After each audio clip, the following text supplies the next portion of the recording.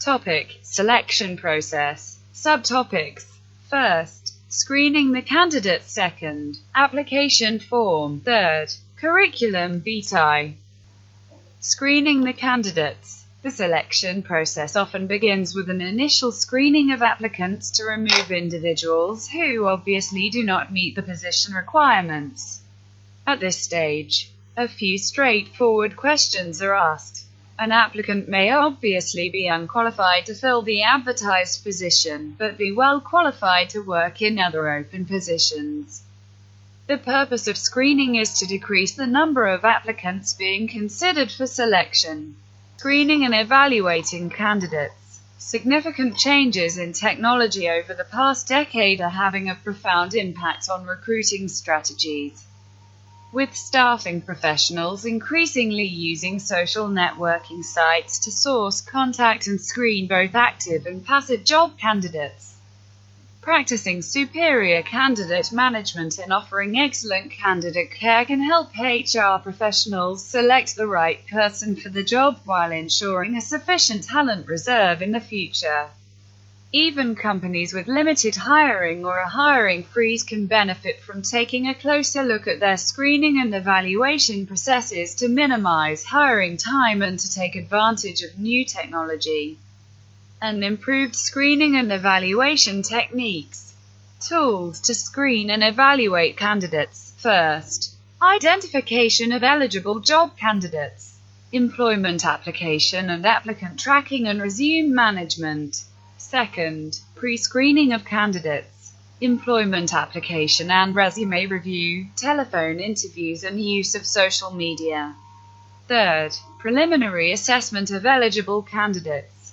In-person interviews, structured panel interviews and video interviews. Fourth, in-depth assessment, pre-employment testing. Fifth, verification of candidate, criminal background checks, verification of education credentials, verification of prior work performance, and verification of prior employment and references. First, identification of eligible job candidates. A comprehensive employment application and an efficient applicant tracking and resume management system are key tools that enable an employer to identify eligible candidates for open positions. Employment application. The guiding principle behind any question asked of an applicant, whether in an interview or on the employer's application form, should be the following. Can the employer demonstrate a job-related necessity for asking the question? Therefore, employers should ask applicants only job-related questions.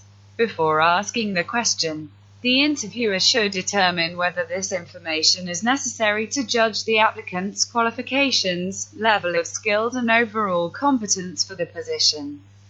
The information obtained through pre-employment inquiries should be aimed solely at determining qualifications without regard to criteria based on irrelevant, non-job-related factors. Selection decisions should be well supported and based on a person's qualifications for the position. Questions regarding criminal history may also be regulated. Applicant tracking and resume management. Technology can reduce the time it takes busy hiring managers to screen job candidates. Many companies use an online application process that includes behavioral assessment tools that have been internally validated. The goal is to adopt a robust and efficient hiring system that saves managers time, results in improved quality of hire, and drives cost savings through a reduction in paper. With the new applicant tracking systems, companies are increasingly moving their historically paper-based compliance forms online, creating a number of new efficiencies. When everything is done electronically, all the relevant information is already in the system if there is an audit. This automation also results in cost and time savings by reducing the amount of paper contained in new hire packets. Second, pre-screening of candidates. The pre-screening process typically begins with the review of a candidate's employment application and resume, followed by a telephone interview. A recent trend among some organizations is to use a candidate's social networking profile as a tool in the screening process. 1. Employment application and resume review. The purpose of an employment application and resume review is to screen out applicants who do not meet the basic requirements for a position, for example, minimum experience or education, willingness to relocate, salary requirements. 2. Telephone interviews. Phone interviews are a quick, lower-cost alternative to conducting a first-round interview in person. An initial phone conversation can give the employer a wealth of information about a candidate's overall communication skills, sense of humor, ability to listen, attitude, and professionalism. During the call, employers first try to determine if a candidate has the right education, experience, and knowledge to do the job. They also focus on the prospect's motivation for applying for a particular job to make sure he or she has realistic expectations. A typical pre-screening telephone interview lasts 20 to 30 minutes and includes questions designed to eliminate candidates who are not eligible for consideration. Examples of questions include the following: is the salary range for this position within your acceptable range? Why are you searching for a new position? What are the top 3 duties in the job you now have or in your most recent job? What is your highest degree? What do you see as your strongest skills and what are your key challenges? Within a relatively short period of time for a minimal investment, employers can decide to schedule a face-to-face meeting or determine that they have no further interest in the candidate. 3. Use of social media. Online technologies are increasingly bringing once private information to the public sphere. If you type a person's name into an online search engine such as Google, you might pull up a video from YouTube, a profile on Facebook, photos, and myriad other pieces of information that are akin to an individual's social resume. When recruiters use online search engines and social networking sites to screen job candidates quickly, easily, and informally, they may pull up either a wealth of helpful information or very little, depending on how protective the prospective employees are of their online privacy. In spite of these risks and uncertainties, human resources is increasingly using the internet as an HR tool. For example, social media can provide a snapshot of applicants' professional personas. Do they belong to professional organizations? What type of volunteer activities are they involved in? What type of other organizations do they align themselves with? Will they represent the organization well in the community? 3rd, preliminary assessment of eligible candidates. Preliminary assessment of candidates can be conducted through in-person interviews, structured panel interviews, video interviews, or any combination of the 3. 1. In-person interviews. The 3 key goals of employment interviews are to find out as much as possible about what the candidates know, to learn how they have applied and tested work skills, and to determine where their aptitudes lie, thereby defining the path of future growth and development. Ideally, each of the 10 to 12 questions interviewers ask during a typical one-hour interview should provide the most insight on the candidate's knowledge, skills, and abilities. Scrutinizing interview questions before using them can help improve their strength and effectiveness and ensure that the interviewer and the candidate get the most out of their conversation. To examine the usefulness of each interview question, interviewers should answer the following questions about each one. What is the most likely response to this question? Does that answer give me concrete data that will help me make a hiring decision? If either test falls flat, the question needs work. If both tests fail, the interviewer should toss out the question and start over, enabling candidates to share answers with depth and breadth about skills, knowledge, and experiences gives a hiring manager much more useful information than using canned interview questions to see if the candidate can give the right or best answer. Hiring success depends heavily on the ability to assess accurately what candidates can bring to the organization.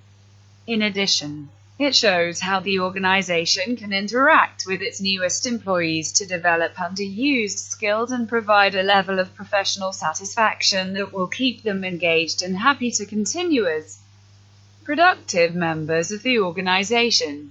2. Structured panel interviews. Organizations have become more rigorous and sophisticated in their selection processes. As a result, many companies use a panel interview, particularly for positions considered mission critical. The cost of making a bad hire is high, so employers must ensure that candidates can do what they say they can do. Typically, individuals on the panel plan their questions based on interest or subject area and then divide them so each can interview the candidate. The structured panel interview gives everyone who will have significant interactions with the new employee an opportunity to meet and interact with the candidate at the same time, helping make certain that the group makes the best possible selection. Team interviews are usually less formal than panel interviews but use the same, multi-interviewer approach. 3. Video interviews. Over the past decade, widespread technological advances in teleconferencing, video recording and streaming media have occurred. Video interviewing is most popular with high-tech companies and those in the communications industry, but universities, community colleges, executive recruiting firms, and large multinational corporations also use this method. As companies expand their candidate searches nationally and internationally, the popularity of video interviewing is likely to continue to grow. Video interviewing allows long-distance candidates to be more viable, unlike conducting a phone interview or reading a resume. A video interview lets the employer observe candidates' body language and how they answer questions. However, its key advantage is a reduction in travel costs and a more efficient use of time for both the recruiter and candidates. 4.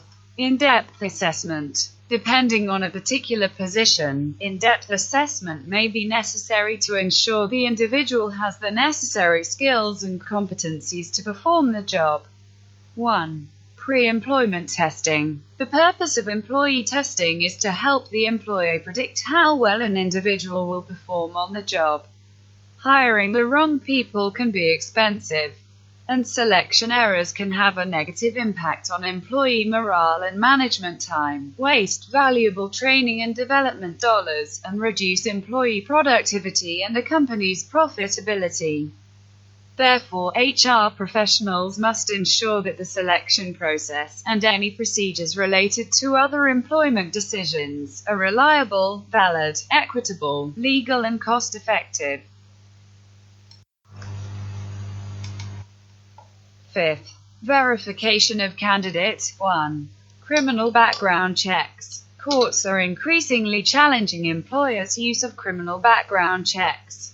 Several states prohibit private employers from asking job applicants about their criminal records on initial written applications, requiring employers to wait until later in the hiring process. To ensure compliance, organizations should check the laws in the states they have employees working in.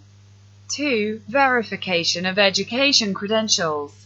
Not all applicants are honest on their resumes and employment applications, and some may embellish or lie about education. Studies continue to show an increase in the number of discrepancies between education records and information applicants provide. 3. Verification of prior work performance. Employers may ask applicants to provide information about their prior performance. However, the real issue is whether it is an effective HR practice. Some employers believe that performance review information can determine the type of employee the applicant will become. However, there is no effective way to determine if a performance review is a reliable or valid predictor of future performance. A more effective practice might be to obtain applicants' written permission to confer with current or former supervisors after making a conditional offer of employment. Supervisory referrals may provide more useful information about the applicants and the types of supervision to which they best respond. Applicants and their supervisors are unlikely to resist this accepted practice. 4. Verification of prior employment and references. Employers must confirm candidates' prior employment to ensure that they have the background and experience their resume or employment application indicates. Some recruiters believe talking to references that candidates provide is not useful since candidates are likely to select individuals with a positive view. However, it is worth the time. Application form and curriculum vitae. Meaning, purpose. What is an application form? An application form is an official document that a potential employer will require candidates to complete when applying for a vacancy. The application form allows the employer to pose a series of specific questions that every candidate must answer. A standard form helps to speed up the application process and enables recruiters to compare applications more easily. It also makes it easier to weed out unsuitable or underqualified candidates. Application forms are also used where there is a continuous need for recruitment or where a high volume of applicants is expected. You may be asked to fill out an application form for jobs in the public sector, education, and larger retail companies, among others. An application form will usually include sections on personal information, education, work experience, and employment history, as well as competency-based questions and a personal statement. Application forms are usually completed and submitted online, although paper versions may be accepted in some cases. Why are application forms important? An application form is likely to be your first chance to make an impression on an employer. It can spell the difference between being rejected outright or invited for interview, so it's crucial to get it right. The best application forms will use the questions asked to reveal the candidate's experience, qualifications, skills, and attributes, while showing how these are directly relevant to the role applied for. Your application should grab the attention of the recruiter and leave them wanting to find out more. There is little point sending out lots of poor-quality job applications. Instead, find a few firms that you have a strong desire to work for and focus on applying for those. Time spent researching the company and preparing answers that are thoughtful, intelligent, and tailored to the specific role will give the recruiter a better insight into your personality and suitability for the position, and make your application more memorable.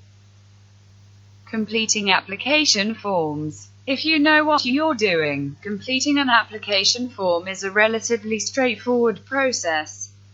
But it's essential to spend time checking and perfecting your applications, as even a small mistake could result in rejection. The structure of application forms. Most application forms consist of 4 main sections. First, personal details. This is the most straightforward part to fill out. Make sure you input the right information in the appropriate places. Second, education. You will be expected to list the names and addresses of schools or colleges you have attended, and may be required to give academic grades for qualifications you have received from secondary school through to university. First-year grades may also be taken into consideration, even though these will not necessarily count towards your final degree classification. You must meet or exceed the minimum academic requirements required for the job you are applying for. Some employers, particularly those using automated recruiting systems, will simply disregard applications that fall short of minimum academic requirements. If you have a strong, valid reason why your grades do not meet the minimum requirements of the job you are applying for, then call the Human Resources Department to discuss your application. Be prepared to include documentation to substantiate the reasons you are giving for your grades, such as a doctor's letter. Third, employment history. Before you start answering this section, read any guidelines carefully to make sure you are filling it out exactly as the employer requests. You will be asked to give details of employment, including vacation work and internships, usually starting with the most recent. If your employment history is limited, include details of holiday or part-time jobs, temporary work, and unpaid or voluntary work experience. Include anything that is particularly relevant to the job you are applying for. Ideally, you need at least 3 examples of work for your application form. If you have had many jobs, the examples you use should be the most recent and/or relevant to the vacancy. It is important to account for every period of your life on your application form. Even if there are periods when you were traveling or not in formal education or employment, do not leave dates unaccounted for. For gap years, be sure to state exactly what you did, where this took place, how you organized, funded your trip, and what skills you gained as a result of the experience. As with all the answers, try to talk about it in the context of the role and show how your gap year is an asset to your employability. Fourth, activities and interests. Make sure you include relevant skills, activities and interests. Be sure to highlight highly regarded skills, such as second languages, above hobbies such as cars or music. Application forms may also include sections that require you to provide answers to specific questions, such as first, personal statement. This section may also be headed Reasons for Applying. In this section, you must prove to your employer why you are suitable for the role. Try to sell yourself and match your skills, competencies, and experiences to those the employer is looking for. Let your employer know what originally attracted you to this job, how your qualifications, competencies, and experience are relevant. Link your experience to the person's specification, making sure you have addressed every element of the criteria listed and given examples. What you are willing to do to upgrade your skills or qualifications, if relevant. How your personality would make you a good company fit. Use examples of experiences to demonstrate your personality, why this job is a logical move forward for you, and how it fits in with your long-term career goals. If you have met employees of the company through internships or careers fairs, for example, then mention it here. Talk about the positive impression you have of the firm because of these meetings. You may also talk about any independent research you have conducted on the firm's position in its industry, culture, structure, training, and so on. Second, competency questions. Competency questions are a common part of application forms. Examples include: describe a situation in the past when you have worked as part of a team. Explain the role you played. Describe a time when you have explained something complicated to a group or individual. Show how you helped them understand this concept. Describe a time when changes in your life meant you had to do something new or different. Say what you did and how you coped. Employers ask these questions to help them imagine how you would operate in the workplace and how you would interact with others. Using the STAR method, situation, task, action, and result can help you write effective answers to competency questions. It is important that you complete each section of your application form without speaking or grammatical errors.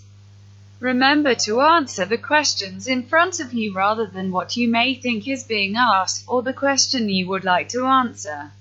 For online forms, it is usually easier to type your answers into a Word document and then copy-paste them into the relevant field in the browser. If you're doing this, make sure that you have completed every section, and check the formatting as you go. How to make your application stand out. Recruiters will spot lazy, generic answers instantly, so do not be tempted to copy and paste from form to form. Employers want to see thoughtful, considered answers that have been tailored to the job and company you are applying for. This will show that you understand the responsibilities you will be taking on and are confident in your ability to excel in the role. So, take some time to prepare before you start filling out the form.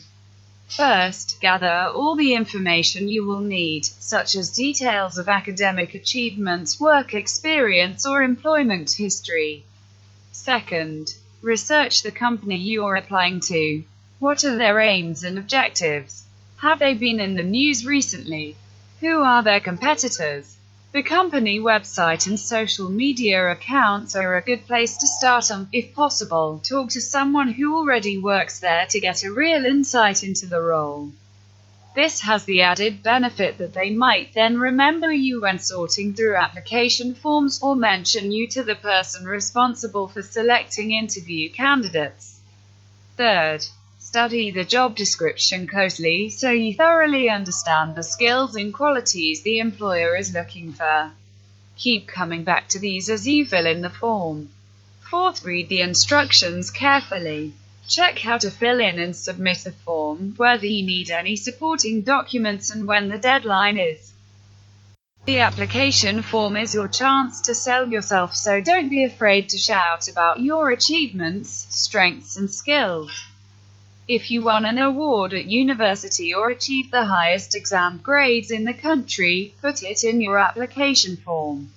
Use every detail from your life and experiences to your advantage, especially anything that is unique to you, but make sure you keep bringing it back to the context of the role. If you can demonstrate that your experience is both impressive and highly relevant, then you are in a strong position. You also need to explain why you want this job. Use your research into the company to demonstrate your passion and enthusiasm for the role, and explain what you would bring to it if you were appointed. Your writing style can also help bring your application alive.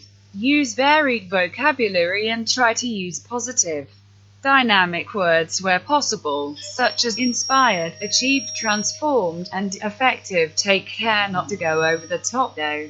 It goes without saying that you should be scrupulous about your speaking and grammar. Finally, keep your answers concise and to the point.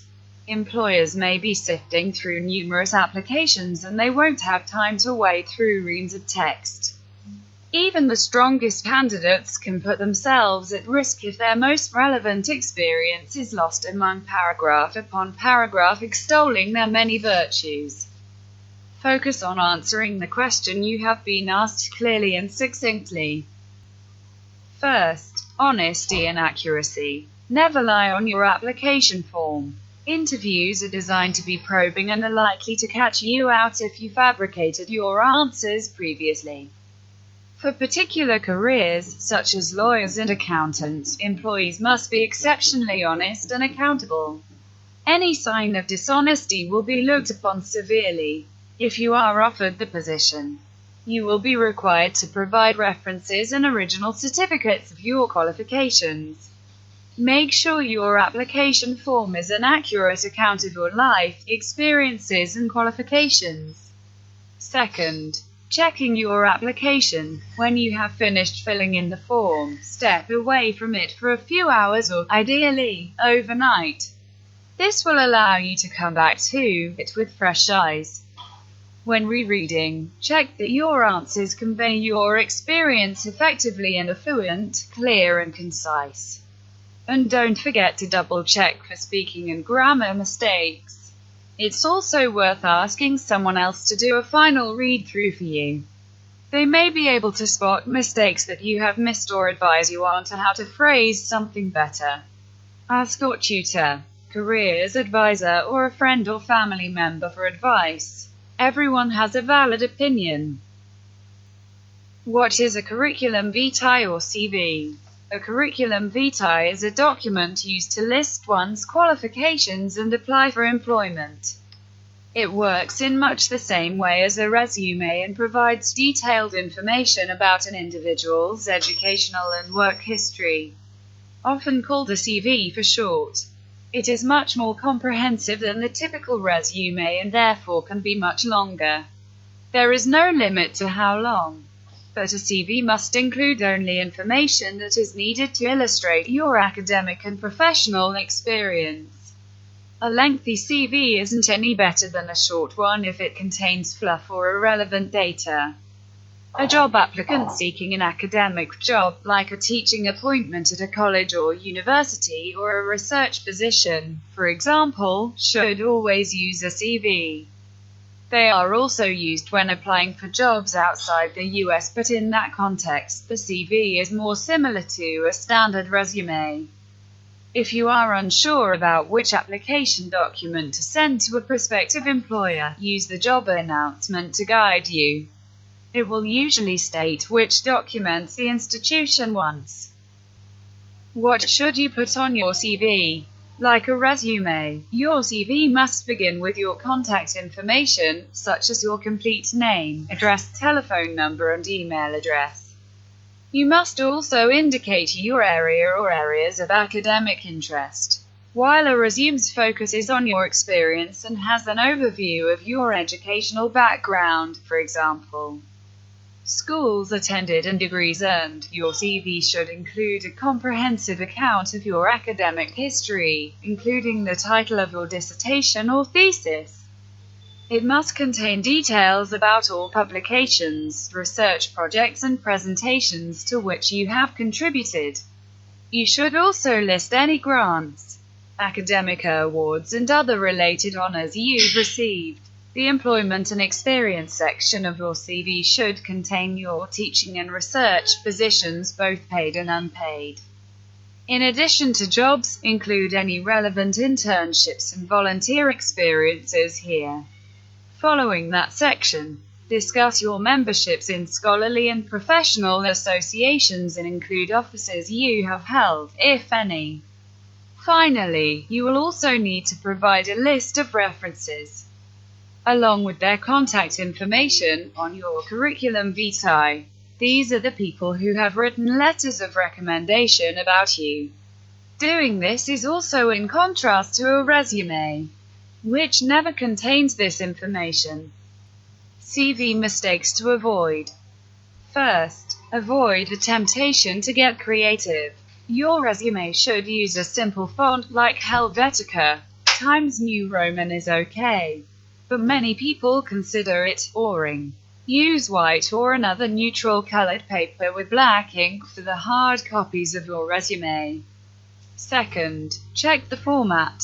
Consult the job announcement to see what format an employer wants your CV to be in. If it isn't indicated there, use a standard one, like DOCX. Third, only include factual information. Lying on your CV will only result in negative consequences, given how small most areas of academic interest are. Any attempts at using inaccurate information will likely follow you throughout your career. Fourth, don't get too personal. Stay away from personal information like hobbies and physical attributes. Fifth, keep it professional. Make sure you use an email address that sounds professional. A silly, vulgar, or suggestive one could get your CV tossed. Fifth, edit then edit again. Check and then double-check for any typos, misspellings, grammatical errors, and other mistakes. Have someone who has an excellent command of the language and an eagle eye proofread your CV for you. A mistake-laden document will make you look sloppy and careless, and that certainly isn't the message you want to convey to a potential employer. A few typos may be all it takes to get your CV tossed into the circular file.